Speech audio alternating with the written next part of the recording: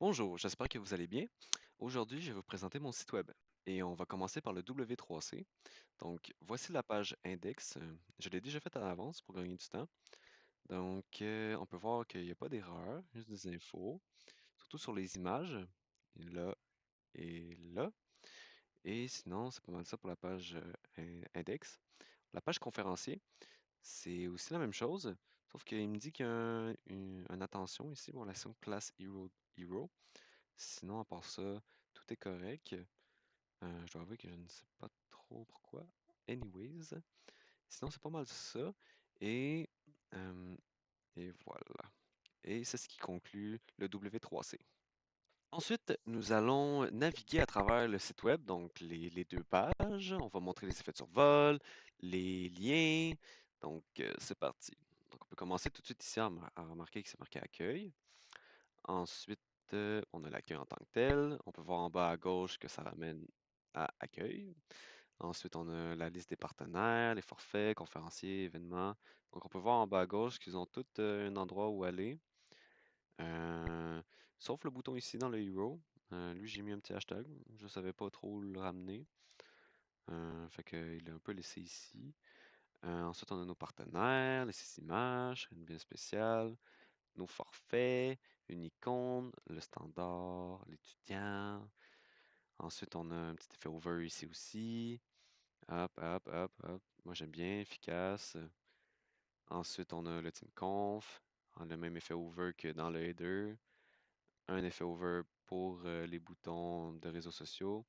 On peut voir en bas à gauche que ça ramène à Instagram, Dribble, Twitter, enfin X, mais l'URL de X est encore nommé Twitter, et YouTube qui va ramener à cette vidéo-ci. Ensuite, on peut aller à la page événements. En fait, c'est la page conférencier. On peut voir ici que c'est nommé conférencier. Lucas Dubois. On peut voir que les icônes de réseaux sociaux sont bien plus grosses ici. Les 4 images, un effet over. Ensuite, on a les swipers. Hop, hop, hop, avec les bullets juste en bas. Ensuite, on a autres conférenciers, excusez-moi. Les mêmes bullets, ils ont tous leur propre nom, si on peut dire. Et ben, ouais. Et le même photo avec les réseaux sociaux plus petits, voyons, le même menu que le header, excusez-moi. Et c'est ce qui conclut la navigation à travers la page. Pour continuer, nous allons comparer le site web avec la maquette. Donc, on peut commencer par le header. Donc, on peut voir que les styles sont assez bold, si on peut dire. On peut voir que dans la maquette aussi, c'est resté bold. Donc, là-dessus, on est correct. Ici, je voulais montrer le H1. Le H1, c'est sur Anton 45 pixels. On va aller voir ici. Donc, on peut voir Anton 45 pixels dans l'inspecteur. Pour continuer, le bouton à la même dimension, très semblable à l'œil comme ça. Nos partenaires, euh, très semblables aussi, vraiment la même chose. Ensuite, on peut continuer. Euh, Ici, un petit détail, admettons, hop, l'espace entre le texte et le SVG est de 40 pixels, tandis que mais ici, j'ai mis un margin de 30 pixels. La raison pourquoi j'ai fait ça, je trouvais que c'était pas nécessaire de mettre autant de margin dans. Je trouvais qu'il était déjà assez espacé, je veux dire, et ça me permettait d'utiliser une variable SAS. Donc c'est plutôt cool. Pour continuer, on peut aller au conférencier. On peut voir très similaire. Le gap en haut et en bas est assez respecté. Euh, hop, hop, vraiment très similaire. Le footer, comme on peut voir, très pareil aussi. C'est les mêmes polices d'écriture pour les credits et la même taille pour les icônes. On peut aller à la page conférencier maintenant. Hop, hop, hop, hop là. Donc, ici, on peut voir que l'image, pas mal la même grandeur. Les icônes ici, pas mal la même grandeur aussi. Lucas Dubois, même texte. Sauf que vous avez sûrement remarqué que la typo ici est plus en gras. Je sais pas pourquoi. Google Font l'a mis plus gras. Euh, Puis surtout, euh, c'est comme ça partout en fait. En tout cas, les espaces sont respectés, les images sont bien placées ici, c'est les mêmes grandeurs. Autre événement, euh, pareil. Les boulettes sont un peu plus rapprochées que dans la maquette. Moi, je préférais comme ça personnellement. Euh, Ensuite, ici, sensiblement la même chose aussi. Rien à dire. Même chose, pareil. Et le footer. C'est ce qui conclut les comparaisons entre la maquette et le site web. Ensuite, je vais vous montrer mon VS Code, donc mon CSS, mes structures, variables, composantes. Et donc, c'est parti. Donc, on peut voir ici mon index HTML qui se trouve juste ici. Ensuite, on va ouvrir, mettons, je sais pas moi, forfait. Donc, ici, on a le point forfait. On a les media query, cards, rien de bien méchant, un petit peu 56 lignes de code. J'ai beaucoup changé les variables. Je vais essayer de vous les montrer. Colors. Donc, j'ai mis mes propres variables et je les ai toutes appelées. J'ai beaucoup utilisé aussi les variables dimensions. J'en ai créé des nouvelles comme MDL, SMM. Ouais, ça m'a vraiment été utile. Mettons, je peux vous ouvrir partenaire. Donc, un petit wrapper avec une grid. Regarde, vous voyez ici, padding bottom, on a spacing, un autre spacing, couleur, pastel, un autre spacing. Ah, pour voir le breakpoint SMM. Une petite 76 lignes de code. On peut aller, par exemple, on va aller au slider, mettons. Slider, il y a à peine 40 lignes de code. La couleur, ça c'est pour les boulettes.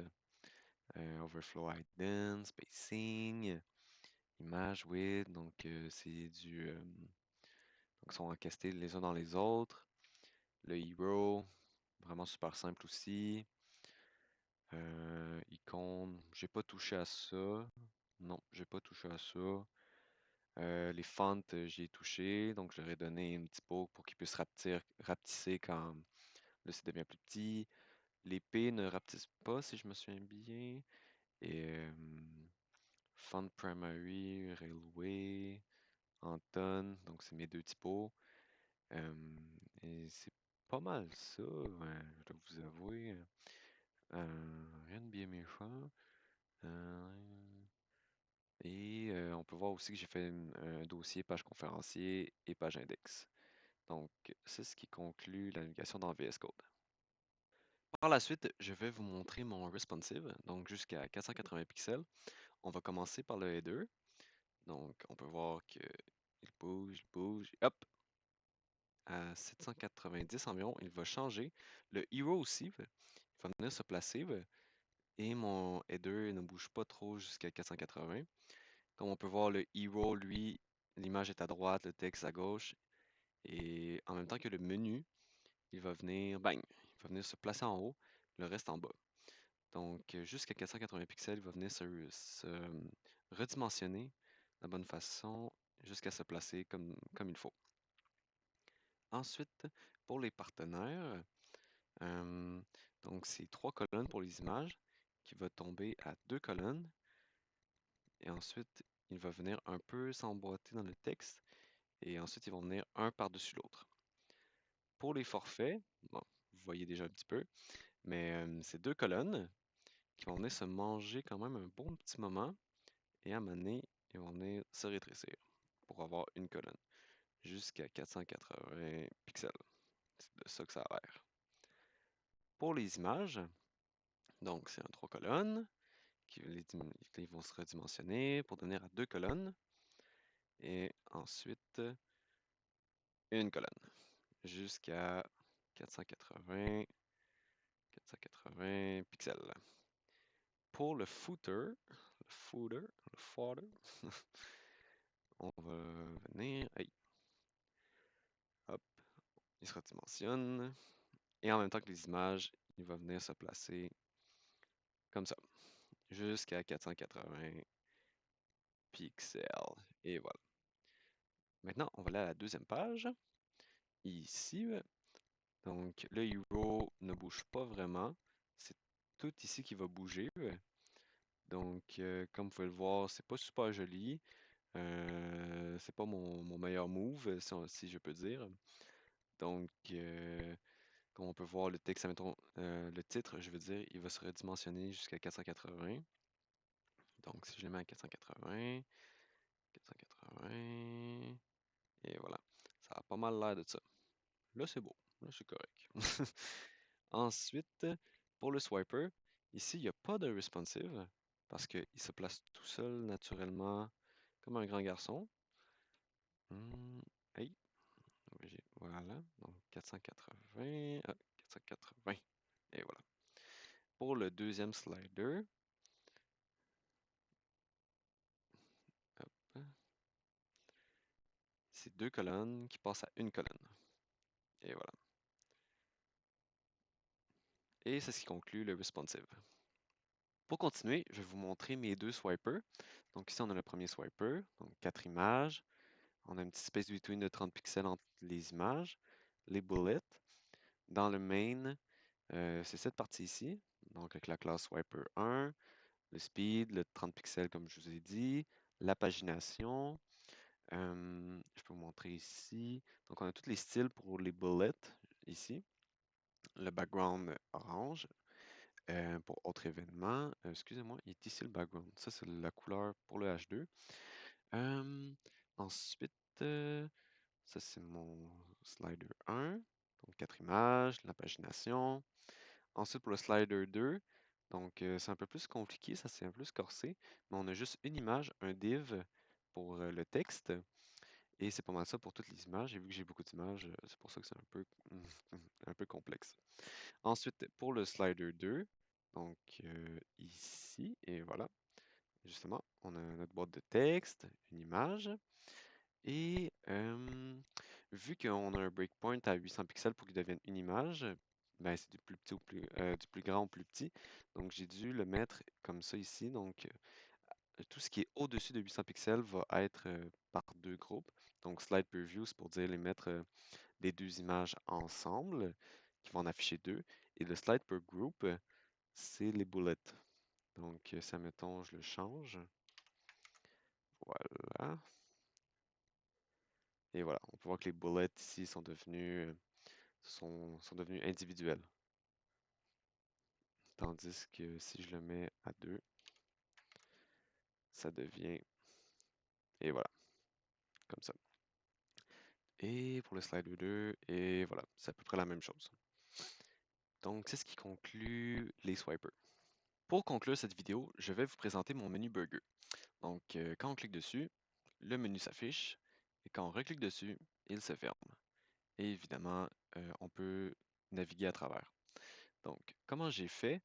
Dans mon main JS, j'ai créé une constance menu burger avec, et ben, je lui ai passé l'élément avec la classe JSToggle. L'élément avec la classe JSToggle, c'est mon icône de menu burger. Et là, je lui ai dit que je lui ai rajouté en fait un add event listener au click qui va, qui va appeler onOpenNav. OnOpenNav, tout ce que ça fait, c'est que ça prend mon menu en entier, donc mon menu en entier, tout ça. Et là, j'ai dit d'enlever la classe masquée. La classe masquée, elle est ici. Elle est rajoutée au menu, puis tout ce que ça fait, c'est ça cache le menu.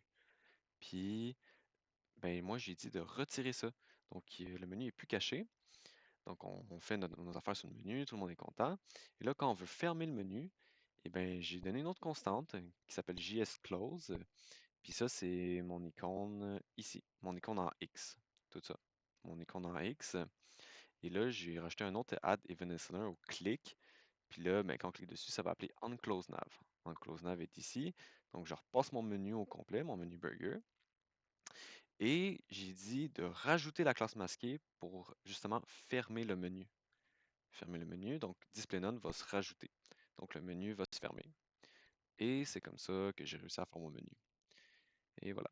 Eh bien, j'espère que vous avez apprécié cette vidéo et je vous souhaite une très belle fin de journée. Au revoir.